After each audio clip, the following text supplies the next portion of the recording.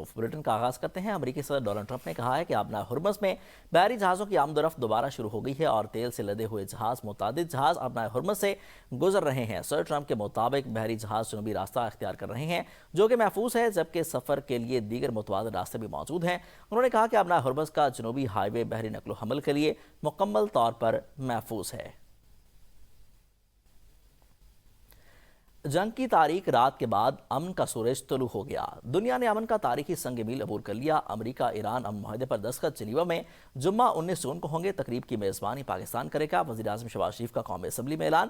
کہا کہ امریکہ اور ایران نے تمام محاذوں پر فوجی کارروائی کے مستقل خاتمے کا اعلان کیا۔ پاکستانی قوم سمیت پوری عالمی برادری کو اس کامیابی پر دل کی گہرائیوں سے مبارکباد دیتا ہوں۔ یہ صرف دو ممالک کا معاہدہ نہیں بلکہ امن اور ڈپلومیسی کی فتح ہے، یہ سفارتکاری کی کامیابی ہے اور جنگ کی تباہی کا خاتمہ ہے۔ وزیر اعظم نے ایرانی سفیر ڈاکٹر رضا امیری مقدم کو قومی اسمبلی میں خوش آمدید کہتے ہوئے کہا کہ فریقین نے مشکل حالات میں صبر و تحمل اور دانش مندی کا دامن نہیں چھوڑا۔ امریکی صدر Donald Trump, supreme leader Mujtaba خامنائی، ایرانی صدر مسعود پزشکیان اور دونوں ٹیمیں مبارکباد کے مستحق ہیں۔ اس کٹھن صبر آزما عمل میں امیر قطر کے انتہائی اہم کردار کا معترف ہوں۔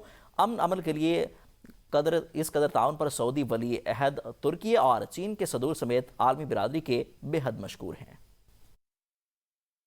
ایران، امریکہ تمام محاذوں پر فوری اور مستقل خاتمے کا اعلان کر دیا ہے۔ تاریخی معاہدے کی باضابطہ تقریب انشاءاللہ 19 جون کو جنیوا میں ہوگی۔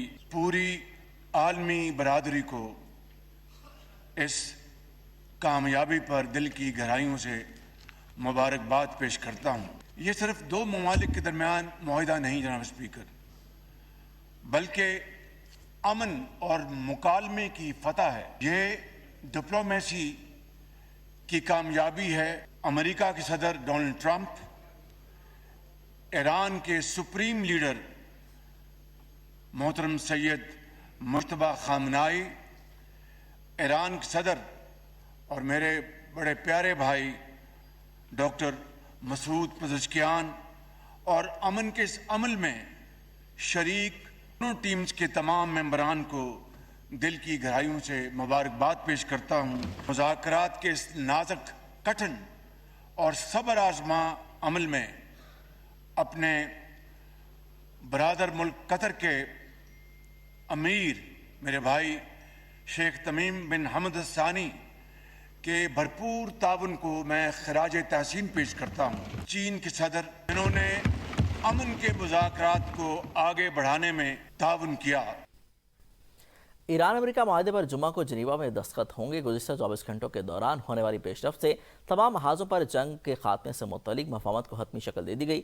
ترجمان ایرانی وزارت خارجہ اسماعیل بقائی کی پریس کانفرنس کہا کہ لبنان کی خود مختاری علاقائی سالمیت اور سلامتی معاہدے کے بنیادی ستونوں میں شامل ہے۔ مفاہمتی یادداشت میں لبنان کا 3 بار ذکر کیا گیا۔ جامع معاہدے کو 60 روزہ مذاکرات کے بعد اقوام متحدہ کی سلامتی کونسل کی لازمی قرارداد کی شکل میں رجسٹر کیا جائے گا۔ اسماعیل بقائی نے کہا کہ 60 روز کے اندر صرف جوہری پروگرام اور باہمی پابندیوں کے خاتمے سے متعلق مذاکرات شروع ہوں گے۔ یورینیم افزودگی کے معاملے پر ایران کا موقف NPT کے مطابق برقرار رہے گا۔ معاہدے کے تحت امریکہ ایران کے منجمد اثاثے بحال کرنے، جنگی نقصانات کے ازالے اور تمام پابندیوں کے خاتمے کرنے کا پابند ہوگا۔ معاہدے پر دستخط کے بعد ایرانی تیل، پیٹرولیم مصنوعات کی فروخت پر عائد تمام پابندیاں فوری طور پر ختم ہو جائیں گی۔ اسماعیل بقائی نے کہا کہ جنگ کے خاتمے کا ہرگز مطلب یہ نہیں کہ ایران اپنے شہداء کے خون، جنگی جرائم اور ایرانی عوام کے خلاف ہونے والے اقدامات کو فراموش یا معاف کر دے گا۔ اسٹیٹ بینک نے مالیاتی سال کی آخری مانیٹری پالیسی کا اعلان کر دیا۔ شرح سود 11.5% پر برقرار رکھنے کا فیصلہ۔ اسٹیٹ بینک کے مطابق مشرق وسطیٰ کی صورتحال میں معیشت کے لیے نئے چیلنجز پیدا ہوئے۔ تیل کی بڑھتی ہوئی قیمت کے دباؤ سے مہنگائی میں اضافہ ہوا۔ معاشی اشاریوں اور جیو پولیٹیکل حالات کا جائزہ لیا گیا۔ پاکستان میں مئی 2026 میں ماہانہ مہنگائی کی شرح 11.7% رہی۔ اپریل 2026 میں کرنٹ اکاؤنٹ خسارہ 32 کروڑ 40 لاکھ ڈالر رہا تھا۔ شرح سود برقرار رکھنے کا فیصلہ اسٹیٹ بینک کی مانیٹری پالیسی کمیٹی نے کیا۔ اسٹیٹ بینک نے گزشتہ مانیٹری پالیسی میں شرح سود میں 1% کا اضافہ کیا تھا۔ وزیر خزانہ پنجاب مجتبیٰ شجاع الرحمان کل 16 جون کو آئندہ مالی سال کا بجٹ پیش کریں گے۔ صوبائی وزیر اسمبلی اراکین کو بجٹ تجاویز اور ان کے خد و خال سے متعلق آگاہ کریں گے۔ اس سے قبل صوبائی کابینہ سے بجٹ کی منظوری لی جائے گی۔ بجٹ 2026-27 وزیر اعلیٰ پنجاب مریم نواز کی قیادت میں پنجاب حکومت کا تیسرا بجٹ ہوگا۔ پنجاب حکومت میں کا یہ بجٹ 2026-27 وزیر اعلیٰ مریم نواز کے عوام دوست ویژن کا عکاس ہوگا۔ بجٹ میں صوبائی وسائل میں اضافے اور ٹیکس نیٹ پھیلانے کے لیے ٹھوس اقدامات دیے جائیں گے۔ وزیر خزانہ کا کہنا ہے کہ بجٹ کے وسائل کو براہ راست عوامی فلاح و بہبود سے منسلک کیا جائے گا۔ سندھ اسمبلی کا بجٹ اجلاس بدھ کے روز شام 4 بجے طلب کر لیا گیا۔ وزیر اعلیٰ سندھ مراد علی شاہ نئے مالی سال کا بجٹ پیش کریں گے۔ بجٹ اجلاس سے قبل بدھ کے روز کابینہ کی سندھ کا اجلاس ہوگا۔ سندھ کابینہ سے بجٹ کی تجاویز کی منظوری لی جائے گی۔ بجٹ اجلاس 5 روز تک جاری رہنے کا امکان ہے۔ سندھ اسمبلی میں ضمنی بجٹ میں بھی پیش کیا جائے گا۔ پنجاب اسمبلی میں سی سی ڈی کی جانب سے چکوال میں فیملی پر فائرنگ کے معاملے پر توجہ دلاؤ نوٹس جمع کروایا گیا۔ توجہ دلاؤ نوٹس مسلم لیگ نون کی رکن صوبائی اسمبلی راحیلہ خادم حسین نے پنجاب اسمبلی میں جمع کرائی۔ سی سی ڈی چکوال نے آسٹریلیا سے آئے ہوئے فیملی کی گاڑی پر ڈاکوؤں کی سمجھ کر فائرنگ کر دی تھی۔ متعلقہ تھانے کی پولیس نے سی سی ڈی اہلکاروں کو گرفتار کر کے اقدامات کیے۔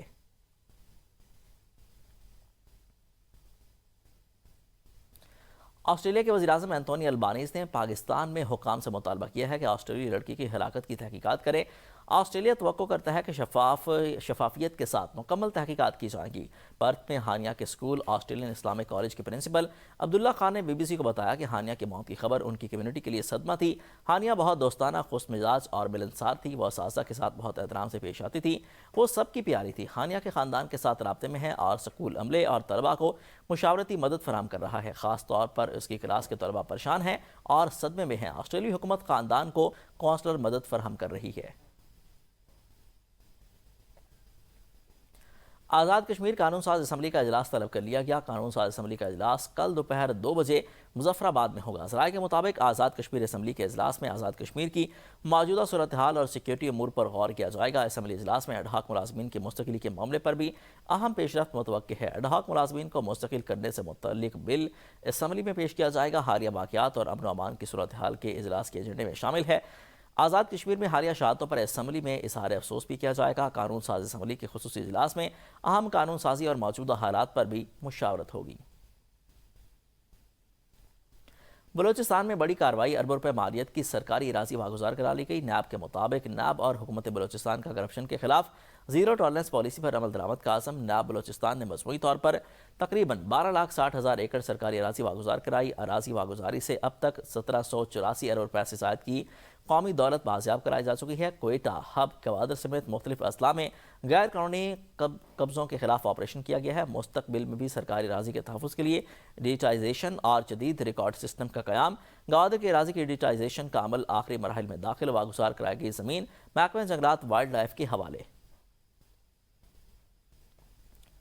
سینیٹر سمینہ زاہری کی زیر صدارت سینٹ قائمہ کمیٹی برائے انسانی حقوق کا اجلاس ہوا، جس میں غیرت کے نام پر قتل اور بچوں کے خلاف جرائم پر تشویش کا اظہار کیا گیا۔ نیشنل پولیس بیورو نے بتایا کہ 2023 میں غیرت کے نام پر قتل کے 300 سے زائد مقدمات درج ہوئے۔ اجلاس میں قندیل بلوچ قتل کیس کا جائزہ لیا گیا۔